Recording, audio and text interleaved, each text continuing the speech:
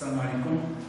Donc on va étudier le mouvement des particules chargées dans un champ magnétique. Étude expérimentale, bobine d'Helmholtz. Donc je vais vous montrer une image que vous avez déjà, qui concerne la bobine d'Helmholtz. Donc voilà le dispositif expérimental, voilà le schéma des bobines d'Helmholtz. Donc je vais essayer de dessiner les bobines d'Helmholtz et de vous donner les caractéristiques de ces bobines. Donc les bobines d'Helmholtz, ce sont deux bobines plates. Alors, ce sont deux bobines plates parallèles. Ils ont le même nombre de spires. Voilà. Ils ont le même axe. La deuxième bobine. Alors, donc, l'axe des bobines, ça c'est O1, ça c'est O2, le centre de la première bobine plate, le centre de la première de la deuxième. Et cette distance, ça représente le rayon grand R de la première bobine. Et là, c'est le rayon grand R. Ils ont le même rayon. Et la distance entre les deux bobines, cette distance, elle aussi, il est égal, distance entre les deux bobines est égale le rayon. Alors, ces deux bobines, ils possèdent le même nombre de spires, grand N, nombre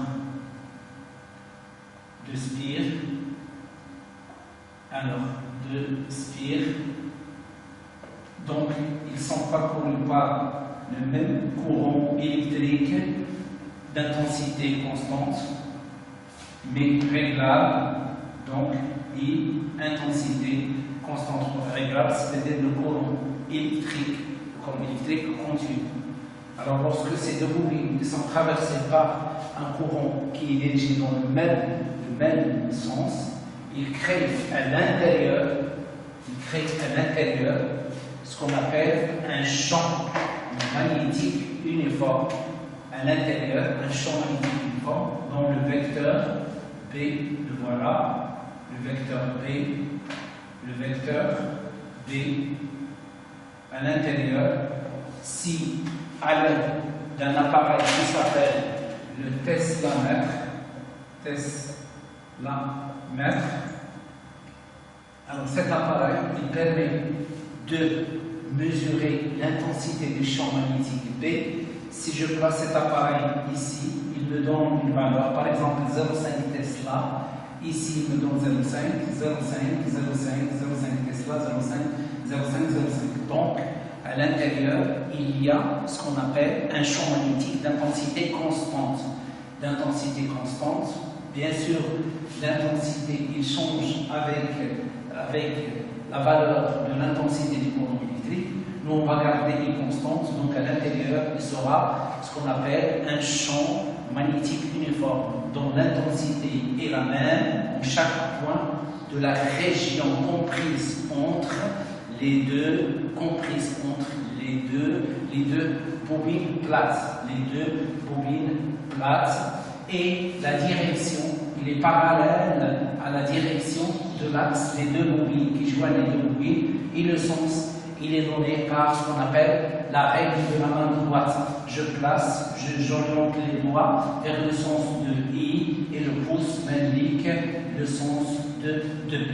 Bon, dans votre cas, vous ne serez pas obligé de représenter B à l'intérieur des bobines d'Helmholtz, parce qu'on ne va pas vous demander dans ce chapitre d'orienter le B, mais il faut savoir ce que vous devez savoir, parce que ces deux bobines, ils nous donnent ce qu'on appelle un champ magnétique uniforme à l'intérieur. Donc, on va s'intéresser à cet espace qui est compris entre les deux bobines plates. Donc là, c'est bobine plate. Voilà. L'autre aussi, c'est une deuxième bobine plate. Donc, conclusion, bobine d'Helmholtz nous permet d'avoir à l'intérieur de l'espace compris entre les deux bobines un champ magnétique uniforme noté grand B. L'unité du champ magnétique et le Tesla. L'unité de champ magnétique et le Tesla. Alors bien sûr, il y a une relation mathématique entre B, R, I et N. Ce n'est pas le but de notre cours. C'est-à-dire là, on ne va pas s'intéresser. Cette relation mathématique, ça fait pas partie des informations que je dois vous donner concernant ce chapitre. Alors, maintenant, on va réaliser l'expérience suivante. Nous avons quoi? Nous avons un espace. Voilà ici un espace. Je vais le limiter, un espace. Et dans cet espace-là, il y a ce qu'on appelle un champ magnétique. C'est-à-dire, cet espace, c'est l'espace compris entre les deux bobines. Donc, à l'intérieur, il y a un champ magnétique, le champ magnétique B. Alors, avant de continuer, je vais donner des indications concernant le vecteur champ magnétique, comment je représente le vecteur.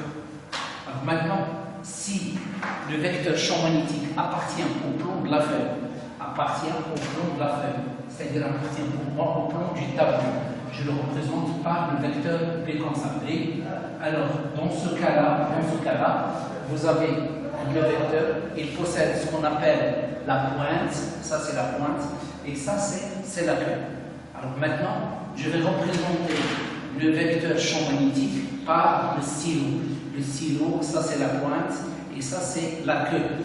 Donc nous avons le vecteur, il est dirigé comme ça.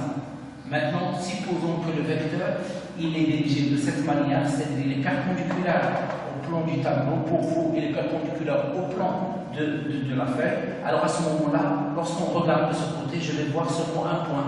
Donc c'est pourquoi on va représenter le B par un petit cercle et à l'intérieur un point. Donc B point, ça signifie quoi? Ça signifie B perpendiculaire au tableau et dirigé vers l'extérieur, c'est-à-dire le vecteur est sortant. Maintenant, si vous avez le vecteur comme ça, il est dirigé perpendiculairement au plan du tableau, pour vous, pour la feuille, alors il est entrant, d'accord? Donc ici, qu'est-ce que je regarde? Je regarde la queue.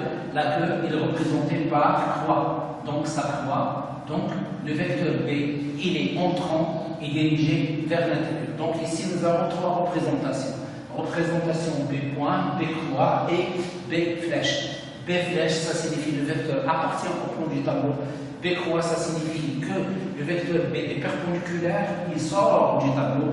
Et B croix, ça signifie que le vecteur B est perpendiculaire au plan du tableau et entrant.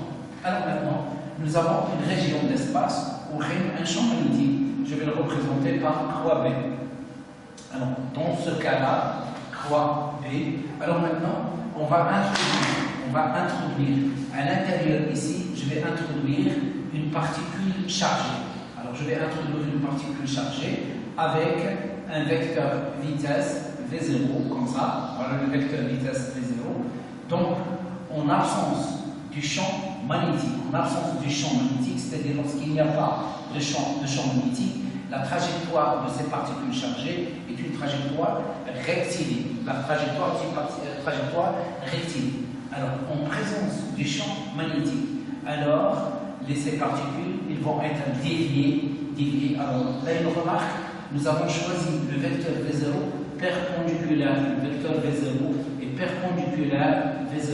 perpendiculaire au vecteur B. Donc, les deux vecteurs, ils sont orthogonaux. Alors, dans ce cas-là, lorsque j'introduis des charges électriques, alors je vais parler charges électriques. Quelles sont les charges électriques? Donc, les particules chargées. Alors, les particules chargées. Les particules chargées sont. Alors, les particules chargées qu'on va étudier cette année, ce sont les électrons. Alors, de charge électrique, la charge électrique Q est égale à moins E. Alors, les protons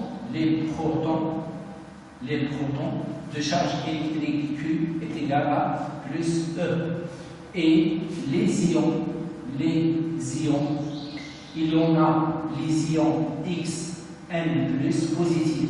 La charge électrique Q est égale plus N fois E et les ions négatifs N moins, la charge électrique Q est égale moins N fois E. Donc ici, par exemple, vous avez un ion Al3+, la charge électrique de l'ion Al3+, est égale plus 3E. Vous avez un ion Cl-, la charge électrique de Q, Cl-, il est égal à moins E. Vous avez les ions, par exemple, O2-, la charge électrique Q est égale à moins 2E.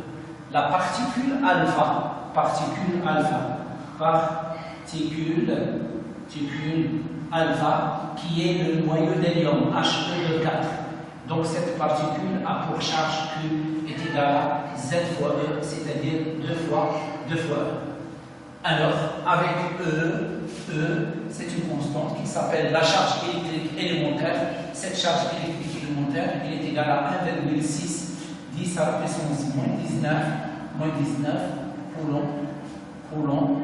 Donc, c'est une constante qu'on va vous donner dans n'importe quel exercice. Donc, lorsque je parle de particules chargées, il peut être, ça signifie, je parle de l'un de ces particules, électron, proton, l'indision, ou bien la particule alpha.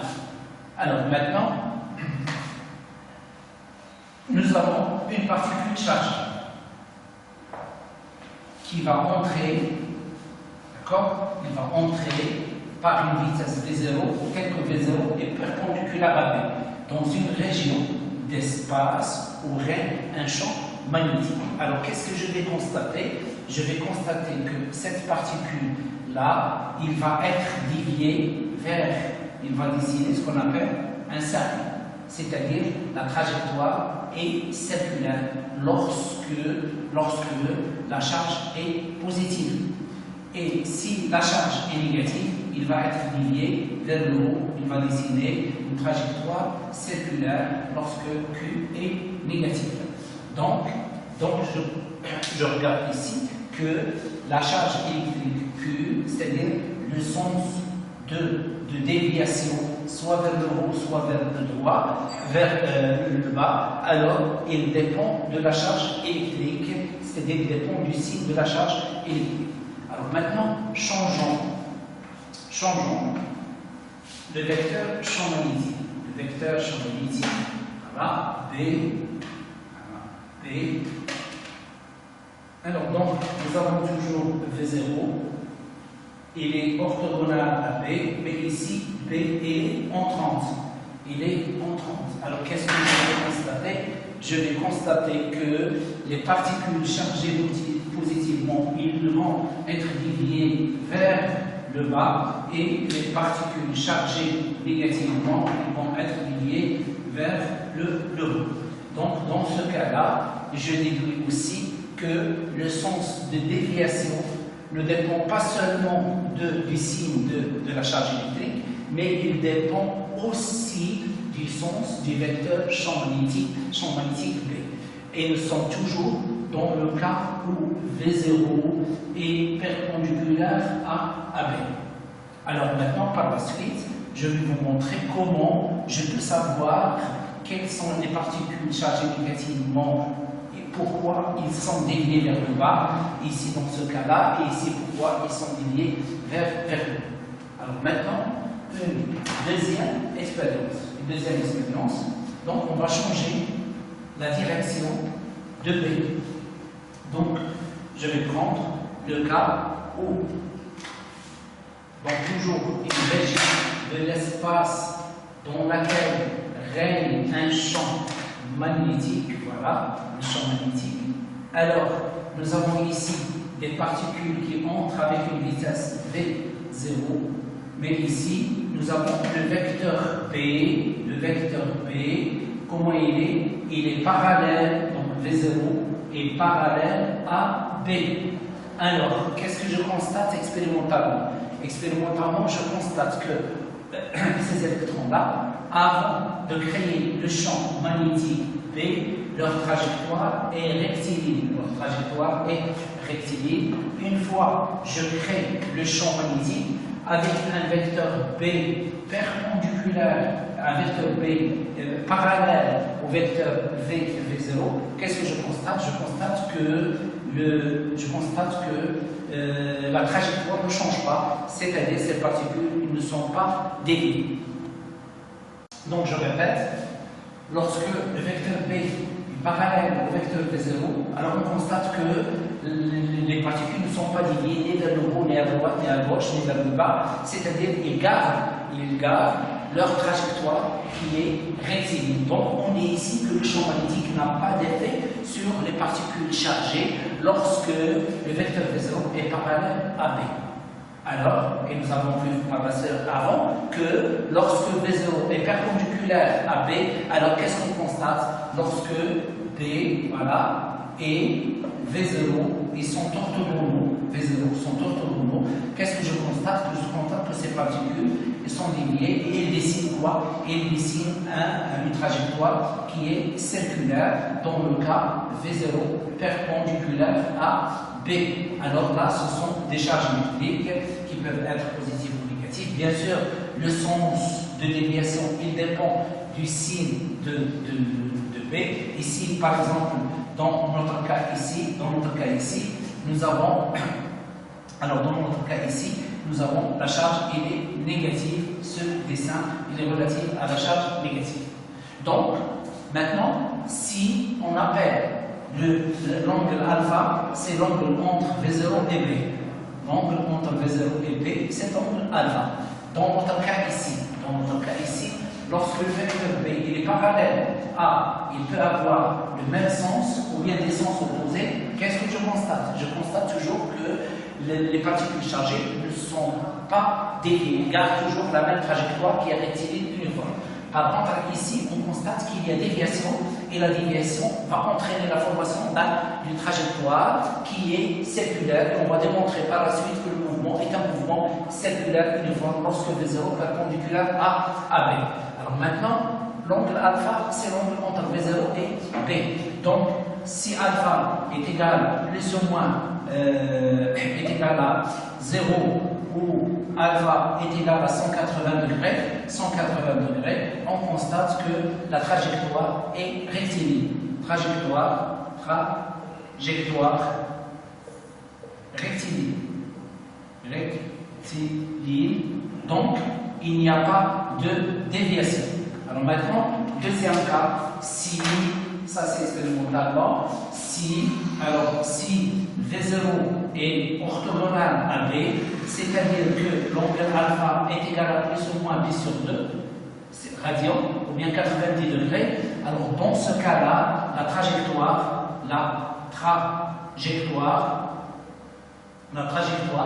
est circulaire, et on va démontrer par la suite que le mouvement est un mouvement circulaire uniforme. Alors maintenant, si alpha il est différent de 0 de 180, il est différent de P sur 2, c'est-à-dire alpha, il est strictement inférieur, voilà, entre 0 et P sur 2. Alors dans ce cas-là, qu'est-ce que je vais voir? Je vais voir des trajectoires ces trajectoires-là, qui sont spectaculaires, ils ont la forme d'hélices, c'est-à-dire des électrons qui se déplacent de cette manière. Donc qu'est-ce que j'aurai? J'aurai une trajectoire de ce type-là. Alors, ça ne fait pas partie, sinon ce sont des trajectoires qui se font dans l'espace, donc ils ne font pas partie du programme, donc on ne va pas les traiter dans ce chapitre. Donc dans ce chapitre-là, on va s'intéresser à un seul cas, c'est-à-dire le cas où le vecteur V0 est orthogonal au vecteur B. Maintenant, on va expliquer ces différentes expériences. On va expliquer ces différentes expériences.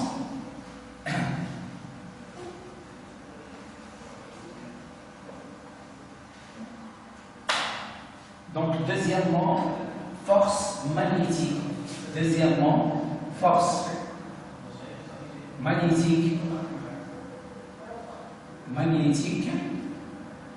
Force magnétique ou force de Lorentz. Force de Lorentz. Alors, donc la force magnétique est notée Fm. Alors, vous savez que lorsque un corps se déplace, c'est-à-dire la matière qui se déplace, il peut être un solide, il peut être une particule, lorsqu'il se déplace, alors une fois il y a changement, d'orientation, une fois il y a changement de la direction de la trajectoire. On dit automatiquement que le responsable de ce changement est la présence d'une force.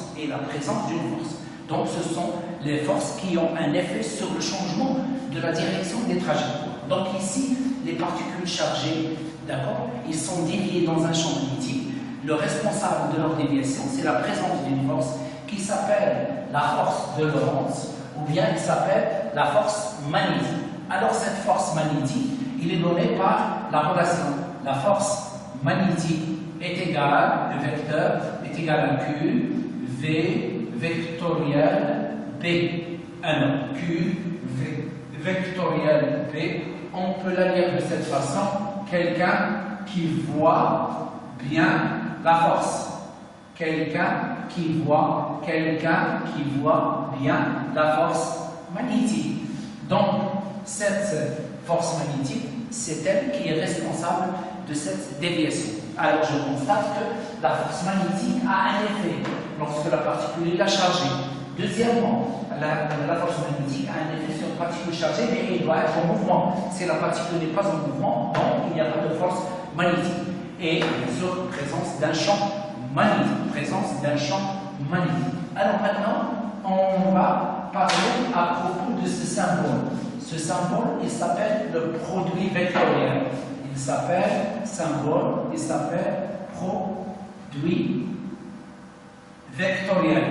vectoriel. Alors, ce produit vectoriel, vous l'avez vu en maths, donc vous avez deux vecteurs, U vectoriel V et un vecteur qu'on va noter W. Donc, U vectoriel V est un vecteur W, avec les propriétés suivantes. Le vecteur W, il est à la fois orthogonal à U, il est perpendiculaire à U, et il est à la fois orthogonal à, il est perpendiculaire à V.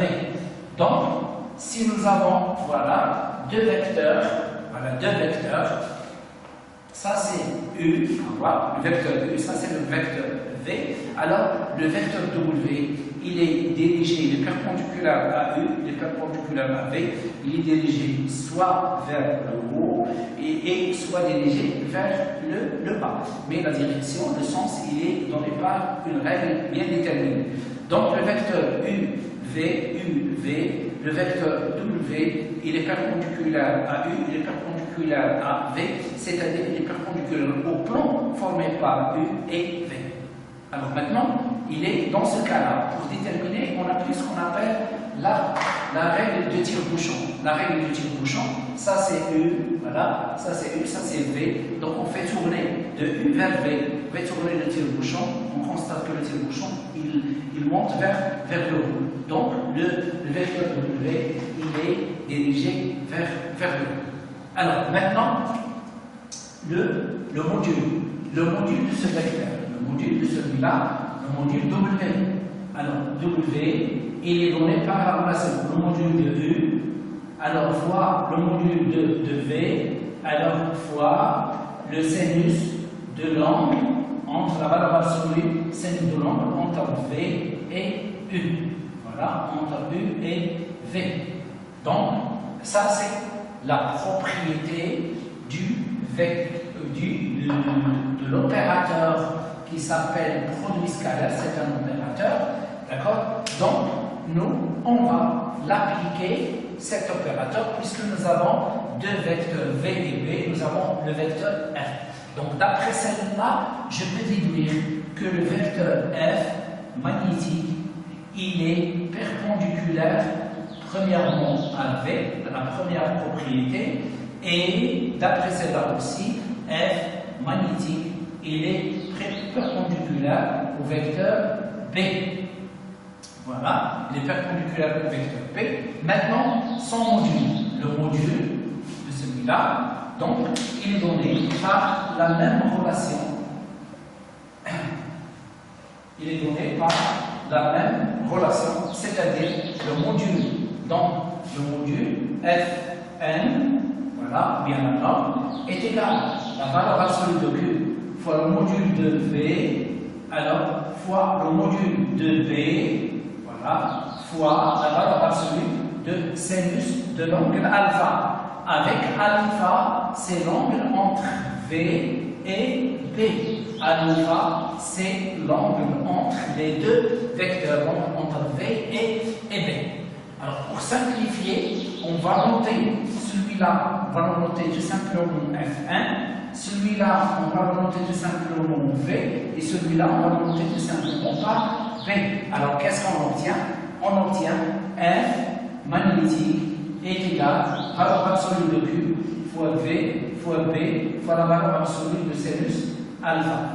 Alors, V et B, ils sont tous positifs. Donc, je vais introduire le tout à l'intérieur de la valeur absolue et j'obtiens directement la force magnétique. La force magnétique est égale à la valeur absolue de Q, V, B, sinus de l'angle alpha.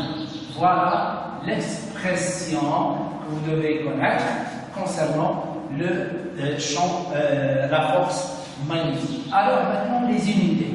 Le sinus, il n'a pas d'unité. Donc, le B, il a pour unité le Tesla.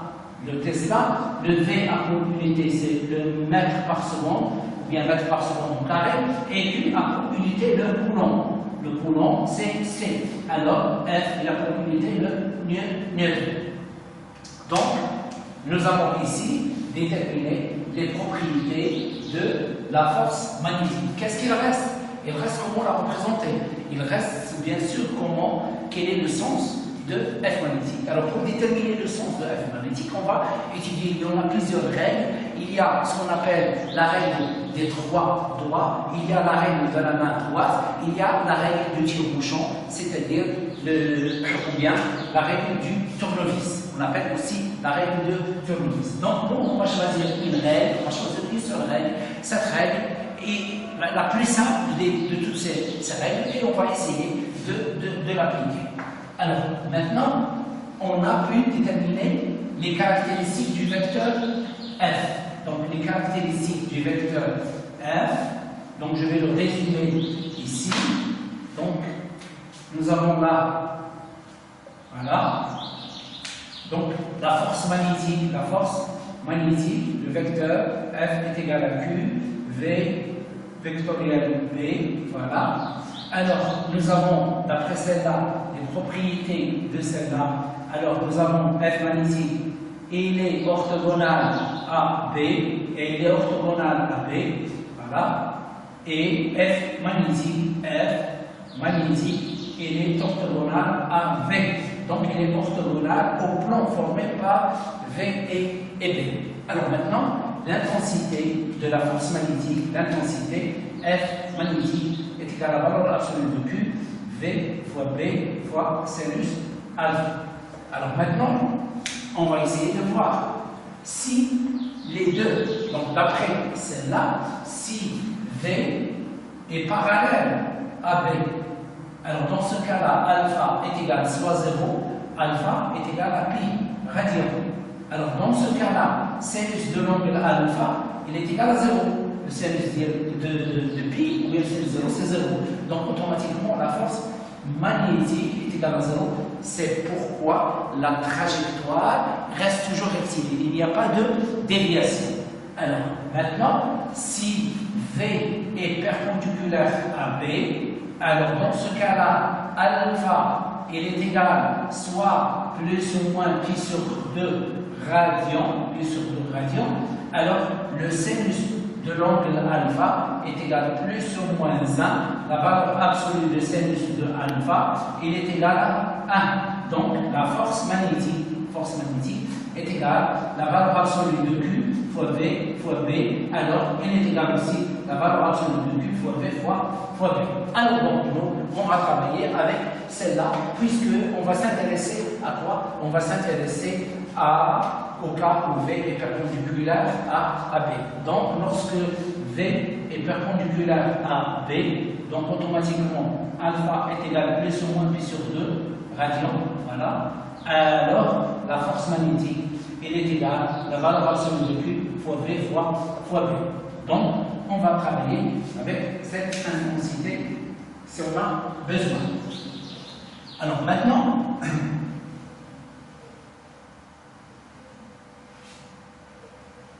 on va déterminer le sens du vecteur F. On va déterminer le sens du vecteur F. Donc je vais essayer de donner ici différentes figures.